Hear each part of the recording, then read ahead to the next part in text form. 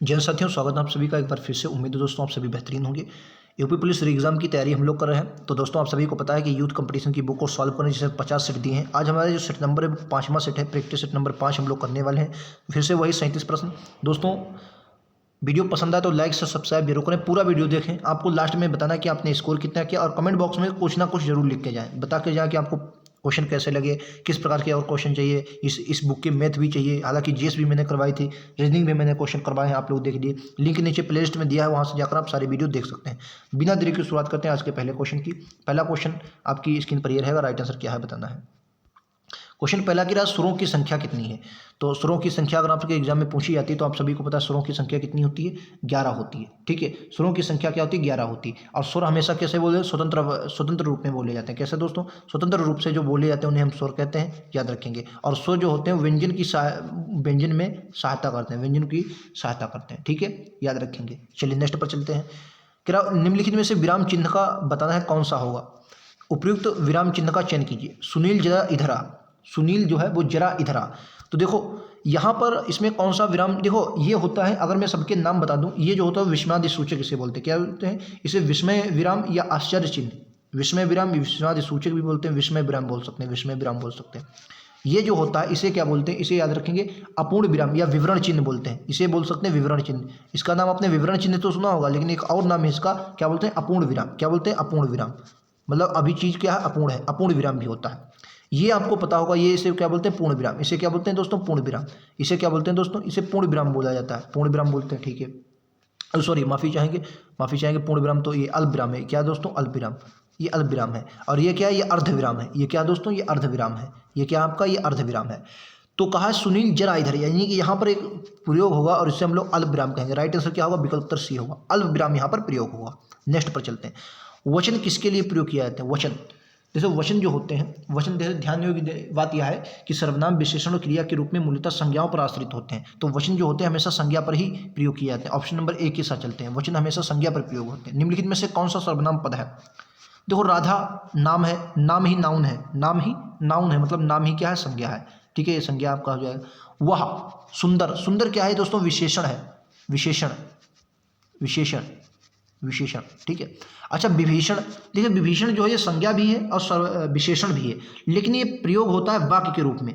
और कभी कभी ये जातिवाचक संज्ञा के रूप में प्रयोग हो जाता है, जिसे ये संज्ञा के रूप में जातिवाचक हो जाता है। सॉरी माफी चाहेंगे, विशेषण नहीं लेकिन जातिवाचक रूप में। वैसे संज्ञा तो है, संज्ञा नाम संज्ञा है, व्यक्तिवाचक भी संज्ञा है, और कभी कभी ये जातिवाचक, जैसे आज वह आज का विभीषण है, यानी कि क्या, ये जातिवाचक संज्ञा किसी और विशेषण की बात कर रहा है ना, तो जातिवाचक के रूप में भी प्रयोग हो सकते हैं। तो इसमें सर्वनाम जो है वह है। ठीक है, अच्छा सर्वनाम कुल कितने होते हैं, तो कुल अगर पूछा जाए तो 11 होते हैं। और प्रकार आपसे पूछा सर्वनाम कितने प्रकार के होते हैं, तो 6 प्रकार के होते हैं। अब कुल कितने होते हैं, कुल होते हैं 11 सर्वनाम। ठीक है, याद रखेंगे। नेक्स्ट, किसी संज्ञा सर्वनाम शब्द की विशेषता बताने वाले शब्द क्या कहते हैं। संज्ञा सर्वनाम की विशेषता होता है उसे विशेषण बोलते हैं। ठीक है, जो संज्ञा सर्वनाम की विशेषता बताते हैं उन्हें हम क्या बोलते हैं, विशेषण बोलते हैं। ठीक है, चलिए नेक्स्ट पर चलते हैं। मुख्य क्रिया के अर्थ को स्पष्ट करने वाली क्रिया को क्या कहते हैं। जो मुख्य क्रिया की और क्या करते हैं, मुख्य क्रिया के अष्ट को स्पष्ट करता है। जैसे मैं अगर वाक्य करता हूँ, तुम खेल रहे थे, खेल रहे थे, रहे थे। ठीक है, एक और वाक्य है, सुरेश चिल्ला रहा था। क्या बोलेंगे, सुरेश चिल्ला रहा था, चिल्ला रहा था। तो उसने क्वेश्चन क्या पूछा, क्वेश्चन उसने पूछा है कि अर्थ को स्पष्ट करें। मुख्य क्रिया के अर्थ को क्या स्पष्ट करता है भाई, रहे हैं, रहे थे, रहा है, यानी कि क्या होगा, अपूर्ण बोधक, सॉरी अपूर्ण बोधक में कर माफी चाहूँगा, सहायक क्रिया। जो क्या है, ये सहायक क्रिया होगा, सहायक क्रिया, था, थे, ये क्या सहायक, मतलब ये मुख्य क्रिया के अर्थ को स्पष्ट, जैसे खेलना तो क्रिया है, लेकिन अब कब खेल रहे थे यही नहीं पता है, तो ये अर्थ को स्पष्ट करता है। तो थे हो गया, है हो गया, रहे हैं हो गया, रहे थे हो गया, ये पूरे क्या है, सहायक क्रिया के रूप में प्रयोग होते हैं। याद रखेंगे, इन्हें सहायक क्रिया बोलते हैं, जो अर्थ स्पष्ट करते हैं। निम्नलिखित में अव्यव होता है। अव्यव एक अविकारी शब्द है। क्या दोस्तों, ये अविकारी शब्द है। ये क्या है दोस्तों, ये अविकारी शब्द है। याद रखें, क्या है, अविकारी शब्द है, यानी कि इस पर संज्ञा सर्वनाम का कोई प्रभाव नहीं पड़ता। भारत आपको पता है नाम है, श्याम भी नाम है, दक्षिण एक दिशा, तो आह, आह क्या है, ये अव्यव है, इस पर किसी भी संज्ञा सर्वनाम का प्रभाव नहीं पड़ता, अविकारी शब्द है। नेक्स्ट पर चलते हैं। लिंग के आधार पर असंगत बताना है। छात्र का छात्रा, आयुष्मान का आयुष्मती होगा, सांप का सापिनी होगा, प्रोढ़ का प्रोढ़ा होगा। देखिए इसमें क्या कह रहा है कि जो गलत हो वो बताना है, तो राइट आंसर क्या होगा, इसमें जो गलत हो वो बताना है आपको। तो देखो राइट आंसर क्या होगा, ऑप्शन नंबर डी, ये आपका गलत है। तो आपका गलत कैसे है, तो सांप का जो होता है सापिनी होता, सापिनी नहीं होता। राइट आंसर क्या होगा, सांप का सापिन होता है। क्या होगा, सापिन, सापिन, ये होगा सांप का सापिन होगा। क्लियर है, और शेष वाक्य आपके सही है। इनमें से एक वचन बहुवचन का कौन सा युग्म सही नहीं है, आंसू का आंसू, घोड़ा का घोड़े, चिड़िया का चिड़िया, गाली का गलियां, गली का गलियां। देखिए आंसू जो होता है, आंसू का आंसू नहीं होता, आंसू का जो बहुवचन होता है वो आंसू ही रहता है। क्या बोलेंगे, आंसू ही ऐसा है, आंसू, ठीक है, आंसू ही रहता है। एक मिनट दोस्तों, आंसू ही रहता है, ठीक है। तो राइट आंसर क्या होगा, ऑप्शन नंबर ए हो जाएगा। रमेश घर आया, रमेश घर आया, इस वाक्य में संदिग्ध भूतकाल में रूपांतर, रमेश घर आया था नहीं होगा, रहा नहीं होगा, आएगा नहीं, संदिग्ध की भूत की बात, आएगा ये भविष्य की बात है। ये किसकी दोस्तों, ये भविष्य की बात कर दी उसने, किसकी बात कर दी, भविष्य। लेकिन रमेश घर आ गया होगा, ये संदिग्ध और भूत की, भूत मतलब बीता हुआ समय की मैं बात कर रहा हूँ। भूत मतलब दोस्तों बीता हुआ समय, आ गया होगा, ठीक है, राइट आंसर डी होगा। नेक्स्ट पर चलते हैं। निम्नलिखित किस वाक्य में क्रियाएं सदैव एक वचन, पुल्लिंग तथा अन्य पुरुष में होती हैं, बिल्कुल सही। देखो क्रियाएं की बात कर रहा है, वाच्य हमको पता है 3 प्रकार के होते हैं, कृतवाच्य, कर्मवाच्य और भाववाच्य। अच्छा इनमें बताना है एक वचन क्रिया हमेशा एक वचन होगी, पुल्लिंग होगी और अन्य पुरुष में होगी। तो याद रखना है राइट आंसर क्या होगा, भाववाच्य। भाववाच्य में क्रिया सदैव एक वचन होगी, पुल्लिंग होगी क्रिया और अन्य पुरुष में होगी, याद रखेंगे। जैसे मुझसे चला नहीं जाता, मुझसे चला नहीं जाता, चला नहीं जाता, नहीं जाता, ठीक है। अब चलना क्या है, क्रिया है, चलना एक वचन है और पुल्लिंग है और अन्य पुरुष है, मुझसे चला नहीं जाता, ठीक है, याद रखेंगे, भाववाच्य होगा। आचार्य किशोरीदास वाजपेयी के मत में हिंदी में कारक कितने हैं, बताएंगे। तो अगर हिंदी के कारक की बात करता है 6 हैं, आचार्य किशोरी प्रसाद के। इन्होंने किसको, इन्होंने संबंध और संबोधन जो 2 हैं, एक संबंध है, वैसे 8 मानते हैं संबंध और एक आता संबोधन। इसको क्या है, इसको इन्होंने कारक चिन्ह नहीं माना है, किसने, आचार्य किशोरी प्रसाद वाजपेयी ने। 6 प्रकार इनके अनुसार हैं, ठीक है, याद रखें। कर्ता, कर्म, करण, संप्रदान, अपादान, अधिकरण, संबंध और संबोधन को इन्होंने नहीं माना है, आचार्य किशोरी प्रसाद। इनमें से अंगरक्षा का शब्द क्या, देखो अंगरक्षा और एक होता है अंगरक्षा, ठीक है। तो एक अंगरक्षक, इसका शब्द जो बनता है अंगरक्षक, क्या बनता है, अंगरक्षक। तो ये जो शब्द बनता है ये इसका क्या है, ये तत्सम शब्द है, और अंगरक्षा क्या है, तद्भव शब्द है। ये छा जो होता है इसका तद्भव में हमेशा खा बनता है, तद्भव में हमेशा क्या बनता है, खा बनता है, याद रखेंगे। राइट आंसर विकल्प तो डी होगा। नेक्स्ट, आ उपसर्ग और ता प्रत्यय के योग से बनने वाला शब्द कौन सा, अनु, इसमें क्या अनुपसर्ग है, हटा दो।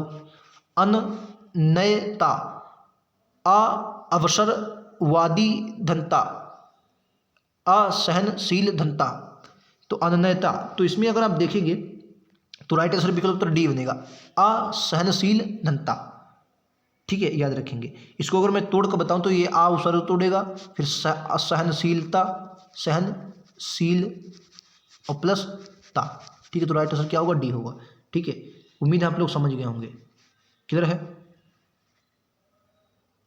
चलिए, सावधानी शब्द में प्रयुक्त प्रत्यय कौन, सावधानी, सावधान धन ई, सावधान धन ई, शब्द क्या होगा, सावधान होगा और धन ई। तो राइट आंसर क्या होगा, option number A. Next, question number 16, संपन्न को सब सुख प्राप्त हो जाते हैं और देश सदा तरसता ही रह जाता, संपन्न। तो संपन्न का विलोम आपको बताना है, विलोम क्या होगा, संपन्न। संपन्न का वीर अपंग तो होगा नहीं, तो विपन्न होगा, राइट आंसर सी होगा 16 का, ठीक है, याद रखेंगे और वाक्य पूर्ण हो जाएगा। क्या सभ्य व्यक्ति किसी का अपमान नहीं कर सकते, इसमें आपको विलोम बताना है शब्द का, सभ्य का विलोम क्या होगा, सभ्य का, तो सभ्य का असभ्य हो जाएगा, ऑप्शन नंबर डी। अर्थ के आधार पर शब्द के कितने प्रकार, अर्थ के आधार पर पूछा, अर्थ के, तो अर्थ के आधार पर हमेशा याद रखना है शब्द के 4 प्रकार होते हैं। अर्थ के आधार पर शब्द के 4 प्रकार के होते हैं, कौन कौन से होते हैं, एकार्थी शब्द, अनेकार्थी शब्द, समानार्थी मतलब पर्यायवाची शब्द और विलोम शब्द, ठीक है, याद रखेंगे। 4 शब्द होते हैं अर्थ के आधार पर। शब्द के उसने पूछा, वाक्य के नहीं, बहुत लोग इसमें वाक्य के उसने नहीं पूछा, वाक्य नहीं पूछा, शब्द के पूछा है, ठीक है। एकार्थी, अनेकार्थी, पर्यायवाची और विलोम शब्द, ठीक है, 4 प्रकार के शब्द होते हैं। आंख शब्द का पर्यायवाची बताइए, अक्ष, लोचन, नजरिया। देखो नजरिया एक अलग शब्द हो जाएगा, अक्ष मतलब समझते हैं, अक्ष, अक्ष मतलब छाया होता है, प्रतिबिंब बोल सकते हैं, छाया या प्रतिबिंब, प्रतिबिंब क्या होगा, छाया होगा या प्रतिबिंब होगा, ठीक है, ये बोल सकते हैं। लोचन होगा आँख का, आँख का क्या होगा, लोचन। अच्छा, नज़रिया मतलब होता है आपका नज़रिया कैसा, नज़रिया मतलब आपका मत विचार, और बोल सकते हैं एक प्रतिबिंब, प्रतिबिंब नहीं, दृष्टिकोण भी बोल सकते हैं, आपके इस बारे में क्या दृष्टिकोण है, ठीक है, दृष्टिकोण भी बोल सकते हैं। ऑप्शन राइट आंसर सी होगा, लोचन। निम्नलिखित शब्दों में से कौन सा शब्द अनेकार्थी शब्द है, अनेकार्थी शब्द है। सबसे मुझे लगता है हिंदी में टफ जो आते हैं वो अनेकार्थी। अगर कोई वाक्य दे दे और कह दे इसका अनेकार्थी बताइए कोई शब्द का, तो आप बता लेंगे, लेकिन अगर इनमें से किसी में पूछ लिया जाता है भैया अनेकार्थी, तो ये मतलब टफ क्वेश्चनों में आता है। फिलहाल इस क्वेश्चन का राइट आंसर विकल्प उत्तर क्या हो जाएगा, इनमें से कौन सा अनेकार्थी शब्द है, मुद्रा।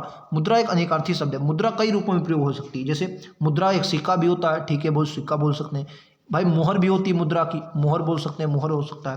उसके बाद मुद्रा छाप, कहते हैं छाप है मुद्रा, ठीक है, छाप भी हो सकता है, चिन्ह भी हो सकता है मुद्रा के रूप में, ठीक है, तो राइट आंसर बी होगा। नेक्स्ट पर चलते हैं, इनमें से बताना है अर्थवेद कौन सा सही है, अर्थवेद और देखो अर्थवेद कौन सा सही है, तो पहला तो गलत है, ये एक दूसरे के इधर उधर लिखे हैं, और इधर होगा, और मतलब दूसरा होता है, ठीक है, उरु ये भी गलत है। तो उसने पूछा कौन सा सही है, तो आपका अपरा और अपार। अपरा मतलब होता है दूसरी, और अपार जिसे पार ना किया जाए, अपार मतलब अपार जैसे नहीं, अपार संपत्ति है, तो मतलब जिसे पार ना किया जा सकते। बाकी इतर का इत्र और इतर ये भी गलत है, उरु ये भी गलत है, ठीक है, तो राइट आंसर क्या होगा, डी होगा, सही पूछा है। नेक्स्ट पे चलते हैं, फूल की राज वाक्य के खंड के रूप उपयुक्त शब्द का क्या होगा, फूल की राज मतलब एक वाक्य के रूप में से फूल की रज बोला है, तो फूल की रज क्या होता है, पराग होता है, पराग को फूल की रज बोला जाता है, ठीक है।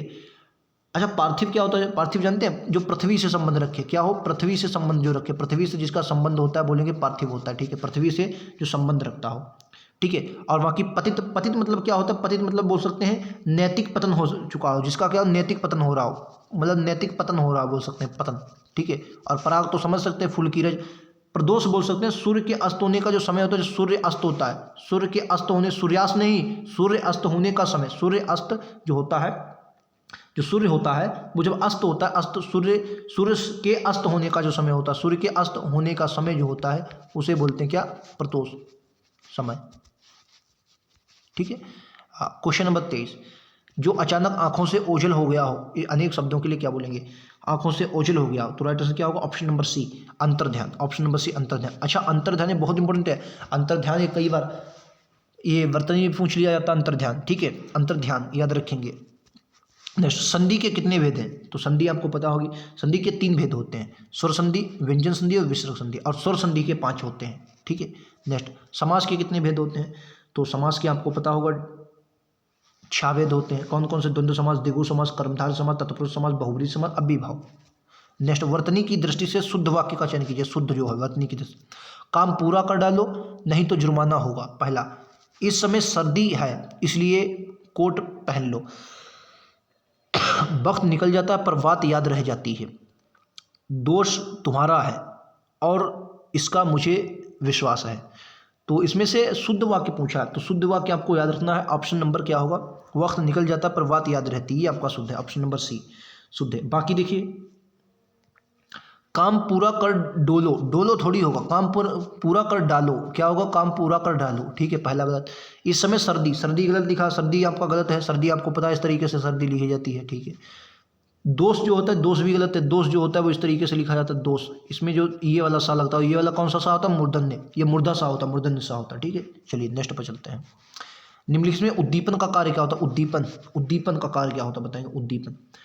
देखिए, जो उद्दीपन होता है वो प्रेम पात्र में मधुर वाणी जो होती है वो उद्दीपन का कार्य करती है, ठीक है, याद रखेंगे, उद्दीपन विभाव कहलाता है, ठीक है। क्या होता है, बाह्य वातावरण से होने वाले परिवर्तनों के प्रति अनुक्रिया को उद्दीपन कहते हैं, जो बाह्य वातावरण से होता है किसी को देखकर। छप्पय में होते हैं, छप्पय मतलब क्या होता है, रोला और एक रोला मिलता है,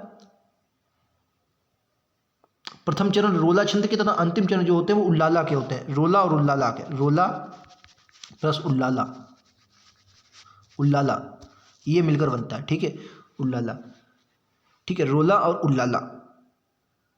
तो राइट आंसर क्या होगा, 28 का राइट आंसर ए होगा, प्रथम 4 चरण रोला के और अंतिम 2 चरण उल्लाला के होते हैं, ठीक है, ऑप्शन नंबर ए होगा। नेक्स्ट पे चलते हैं, जिन पंक्तियों में एक ही उच्चारण स्थान से उच्चारित होने वाले वर्णों की आवृत्ति होती है वहाँ पर कौन सा अलंकार, आपको पता अनुप्रास होगा, लेकिन इसके ऑप्शन थोड़े अलग दिए हैं, आइए इनको देख लेते हैं, ठीक है। तो क्या करा, ध्यान से पढ़िए, कह रहा जिन पंक्तियों में एक ही उच्चारण स्थान के उच्चरित होने वाले वर्णों की आवृत्ति होती है वहां पर कौन सा अलंकार होता है। तो इस क्वेश्चन का राइट आंसर क्या हो जाएगा, वहां पर दोस्तों श्रुत्यानुप्रास होता है। कौन सा होता है, श्रुत्यानुप्रास। ठीक है, याद रखें कौन सा अनुप्रास होता है, श्रुत्यानुप्रास।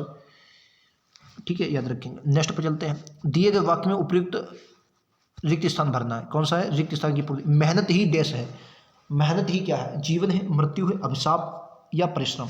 तो मेहनत जब आप करते हैं तो जाहिर सी बात है इसमें आपको ऑप्शन नंबर ए आ जाएगा, जीवन है। मेहनत करते रहना चाहिए, जीवन में आगे।